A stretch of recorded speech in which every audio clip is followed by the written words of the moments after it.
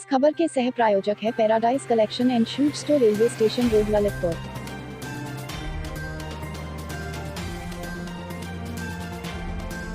खबर की सह प्रायोजक संस्कार वैली एकेडमी स्कूल, महारानी रोड, मसौरा कला, ललितपुर। नमस्कार, ललितपुर लाइव टीवी में आप सभी का एक बार फिर से बहुत बहुत स्वागत है। मैं हूं आपके साथ शिवानी शर्मा। आइए एक नजर डालते हैं ललितपुर जिले की आज की कुछ फटाफट की प्रमुख खबरों पर। तब तक बने रहिए ललितपुर लाइव टीवी के साथ। ललितपुर जिले के तालबेट क्षेत्र में वन विभाग की मिलीभगत से वन माफियाओं ने हाईवे किनारे रोड पर हरे भरे पेड़ों को काट कर दी प्रशासन को चुनौती। तो वहीं वन विभाग ने दोस्ती का फर्ज निभाते हुए वन माफियाओं से मामूली सा जुर्माना करके की कार्रवाई के नाम पर रस्म अदायगी, जिससे वन माफियाओं के हौसले लगातार होते जा रहे हैं बुलंद। ललितपुर लाइव टीवी के लिए इरशाद खान मंसूरी के साथ दीपू गुप्ता की रिपोर्ट।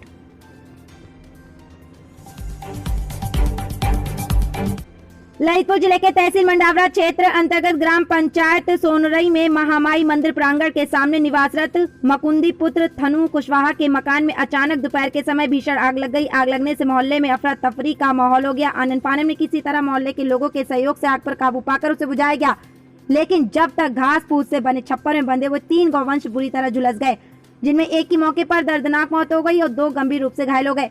ग्रामीणों की सूचना पर पहुंचे पशु चिकित्सकों के द्वारा घायल गौवंश का उपचार किया गया। तो वहीं ग्रामीणों ने इसकी सूचना मंडावरा थाना पुलिस को दी।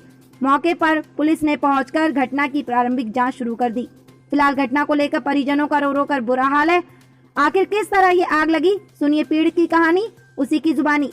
ललितपुर लाइव टीवी के लिए तहसील मंडावरा से प्रकाश राय की रिपोर्ट। हम बता नहीं सकते हैं कि कैसे आग लगी, कहाँ होगा कहाँ नहीं होगा। कितने मवेशी झुलते हैं? हमारे के एक बच्चे रुका दम होगा, 2 बच्चे घायल होगा, जल गया। तो कोई आर्थिक नुकसान है? सरकार नुकसान तो आप भी देख सकते हैं। घटना है ये कि यहाँ एक टपरा में घर की आग लगी है, जो इसमें है जो का नाम से गाय बनी थी, उनमें से जो 2 बुरी तरह से झुलस गई और एक है जो मौके पर मर गई।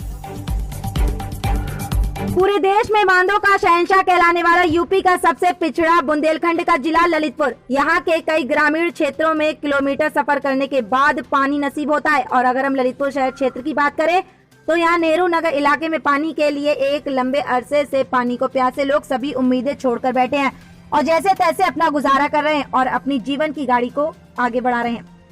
ललितपुर में मौसम की बेरुखी के चलते भीषण गर्मी और उमस के बीच पेयजल संकट गहराया, जिससे जिले में पानी की समस्या विकराल रूप धारण करती जा रही है। खासतौर पर ग्रामीण क्षेत्रों में अगर हम ललितपुर शहर की बात करें तो यहाँ पर भी कई मोहल्लों में पानी की समस्या एक बहुत बड़ी समस्या बनती जा रही है, जिसके चलते कई बार तो यहाँ झगड़े तक हो जाते हैं। ललितपुर शहर के नेहरू नगर, विष्णुपुरा सहित कई ऐसे इलाके हैं जहाँ पर यहाँ के बाशिंदे पानी के लिए घंटों लाइनों में खड़े रहते हैं, मानो जैसे कि यहाँ पानी का मिलना एक जंग जीतने के बराबर है। क्षेत्र में बारिश न होने से यहाँ के बांध, तालाब और कुओं का जल स्तर भी लगातार गिरता जा रहा है, जिससे यहाँ पानी की समस्या बढ़ती जा रही है, जबकि ललितपुर जिला बांधों का शहर कहलाता है। ललितपुर लाइव टीवी के लिए महेंद्र सिंह बुंदेला के साथ पंकज रेगवार की रिपोर्ट। ललितपुर शहर में स्थित कंपनी बाग बना लोगों का आकर्षण का केंद्र। कोविड-19 के चलते यहां मॉर्निंग वॉक पर घूमने के लिए शहरवासियों को प्रदूषण युक्त स्वच्छ वातावरण का भरपूर हो रहा है एहसास। नगर पालिका द्वारा संचालित इस कंपनी बाग में सुंदरता के लिए नगर पालिका ने कोई कसर नहीं छोड़ी है। लॉकडाउन खुलते ही यहां पर सैलानियों का घूमने का सिलसिला लगातार जारी है। ललितपुर लाइव टीवी के लिए महेंद्र सिंह बुंदेला के साथ पंकज रेगवार की रिपोर्ट।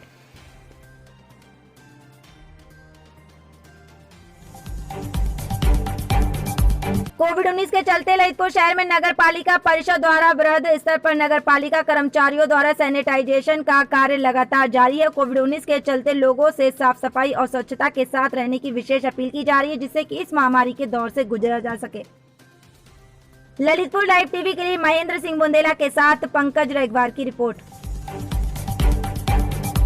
ललितपुर जिले में अब कोरोना वायरस बीमारी से बचने के लिए लगातार जागरूक हो रहे हैं। उसी क्रम के चलते कोविड-19 टीकाकरण को लेकर शहर के नागरिक दिखे जागरूक। सभी जागरूक लोगों ने लगवाई वैक्सीन तथा और भी लोगों को जागरूक करते हुए सभी से इस गंभीर बीमारी से बचने के लिए वैक्सीन लगवाने की अपील की, जिससे कि इस बीमारी से हमारे शरीर में लड़ने की क्षमता बढ़े, तभी हम इस बीमारी को मात दे सकते हैं। ललितपुर लाइव टीवी के लिए महेंद्र सिंह बुंदेला के साथ पंकज रेगवार की रिपोर्ट।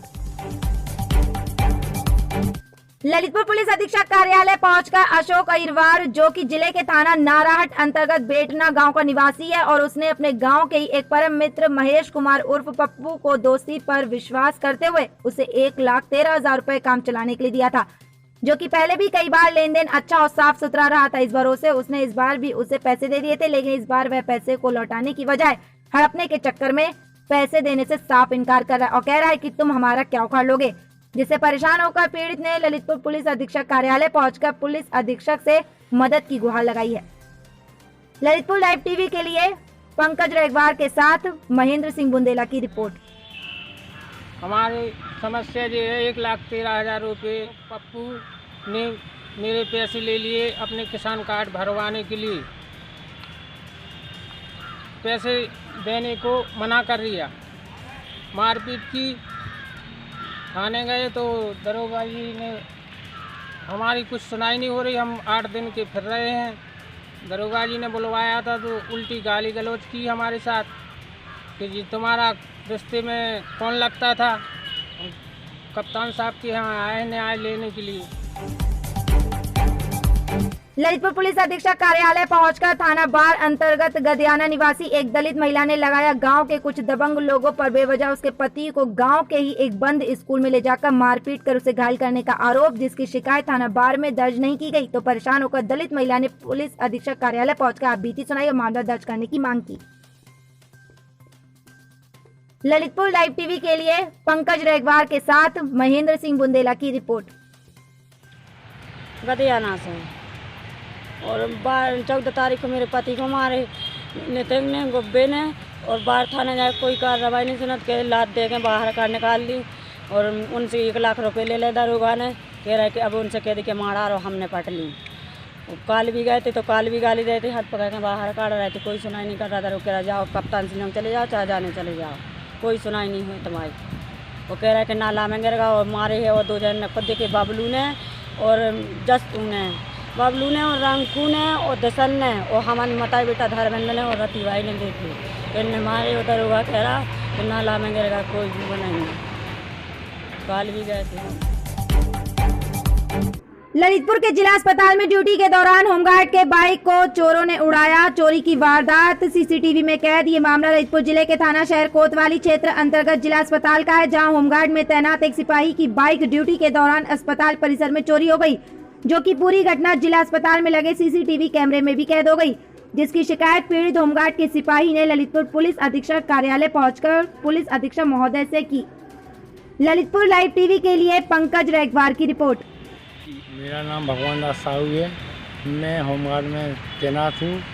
कोविड-19 में जिला अस्पताल में ड्यूटी कर रहा था। केवल खाना खाने के लिए गया, इतने में मेरी बाइक चोरी हो गई, जो कि 4 चोर सीसी कैमरे में फुटेज में तैनात हैं।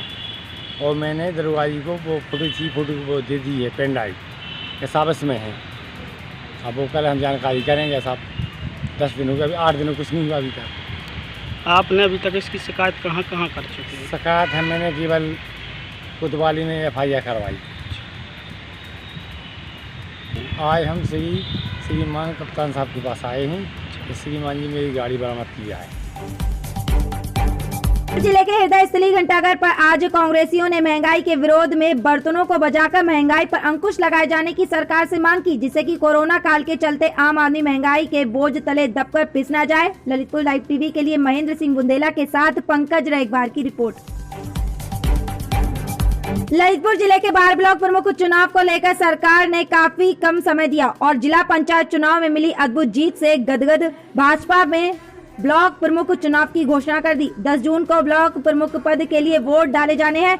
बुधवार के दिन ब्लॉक प्रमुख पद के लिए 5 नामांकन पत्र खरीदे गए, जिनमें भाजपा समर्थित प्रत्याशी गुड़माला कल्याण सिंह लोधी ने 2 सेटों में पर्चा खरीदा, तो वहीं कमलेश मूरत सिंह, पार्वती वीर सिंह और एक अन्य कलावती वाली ने पर्चा खरीद कर ब्लॉक प्रमुख पद के लिए उम्मीदवारी जताई है, जिनमें 4 नामांकन पत्र भाजपा उम्मीदवार के परिजन जो क्षेत्र पंचायत सदस्य हैं उन्हीं के द्वारा खरीदे गए। गुड़माला लोधी दबंग भाजपा नेता हनुमत सिंह लोधी की पुत्र वधू है। जानकारी मिली है कि गुड़माला के समर्थन में 65 से अधिक क्षेत्र पंचायत सदस्य हैं, जिससे गुड़माला की जीत तय मानी जा रही है। वहीं समाजवादी पार्टी पर्चा खरीदने में नाकाम रही। सपा ब्लॉक अध्यक्ष शेर सिंह यादव ने आरोप लगाया कि प्रशासन की मिलीभगत के कारण उनकी पार्टी पर्चा खरीदने में नाकाम रही। सुबह से ही प्रशासन ने सपा के नेताओं के घर डेरा डाल रखा था। उन्हें घर से नहीं निकलने दिया गया, जिसके कारण वह पर्चा नहीं खरीद सके। ये तो सच है कि ब्लॉक प्रमुख चुनाव जैसी करनी वैसी भरनी के तर्ज पर हो रहा है। पिछले ब्लॉक प्रमुख चुनाव में सत्ता के दम पर ब्लॉक प्रमुख की सीट छीनने वाली पार्टी इस बार नामांकन करने में भी नाकाम रही है। लेकिन एक बात साफ है, अब सत्ता के दम पर इस प्रकार के चुनावों को जीता जा सकता है। कस्बे में ब्लॉक प्रमुख का चुनाव चर्चा का विषय बना हुआ है। लोगों का कहना है कि सपा और भाजपा दोनों ने सत्ता के सहारे ही अपनी नैया पार करने में लगी है। दोनों पार्टियों में अब कोई ज्यादा अंतर नजर नहीं आता है, क्योंकि जब सपा सरकार थी तो बीच चौराहे से क्षेत्र पंचायत सदस्यों को ले गए थे। इसी प्रकार भाजपा सरकार में सपा समर्थित उम्मीदवार पर्चा तक नहीं खरीदने में नाकाम रहे। इस प्रकार से अब ब्लॉक प्रमुख चुनाव सत्ता के सहारे ही तय होने लगे हैं। ललितपुर लाइव टीवी के लिए ब्लॉक बार से जितेंद्र यादव की रिपोर्ट। ललितपुर जिले के थाना महरौनी में थाना प्रभारी मनोज कुमार वर्मा के नेतृत्व में थाना परिसर में वृहद वृक्षारोपण कार्यक्रम आयोजित किया गया, जिसमें थाने में मौजूद सभी थाना स्टाफ द्वारा परिसर में साफ सफाई कर वृक्षारोपण किया गया। इस दौरान कई प्रजातियों के वृक्ष लगाए गए, जिससे कि प्रदूषण मुक्त वातावरण बनाया जा सके। थाना अध्यक्ष मनोज वर्मा ने बताया कि पेड़ों के माध्यम से हमें शुद्ध वायु प्राप्त होती है, जो हमारे जीवन में इस समय बहुत अहम है। उन्होंने सभी से एक एक वृक्ष अपने अपने घरों एवं आसपास खाली जगह में लगाने की विशेष अपील की है, जिससे कि प्रदूषण मुक्त वातावरण बन सके और हमें शुद्ध वायु मिल सके। इस वक्त की बड़ी खबर ललितपुर जिले के थाना बानपुर क्षेत्र अंतर्गत बानपुर कस्बे से आ रही है। जी हम आपको बता दें, जहां बजाज पावर प्लांट का राख से लदा एक बेकाबू कैप्सूल ट्रक सड़क किनारे लेटी एक गाय को रौंदता हुआ भागने लगा और आगे जाकर बाइक सवारों को टक्कर मारता हुआ सीधा सामने से आ रहे एक ट्रक में जा टकराया। जी हाँ, जिससे ट्रक पलट गया। ड्राई क्लीनर और ड्राइवर ट्रक में फंस गए और घायल हो गए। जी हाँ, हम आपको बता दें, इस पूरे मामले की जानकारी को इस पूरी घटना में 4 लोग गंभीर रूप से घायल हो गए हैं तथा गाय की मौके पर ही दर्दनाक मौत हो गई है।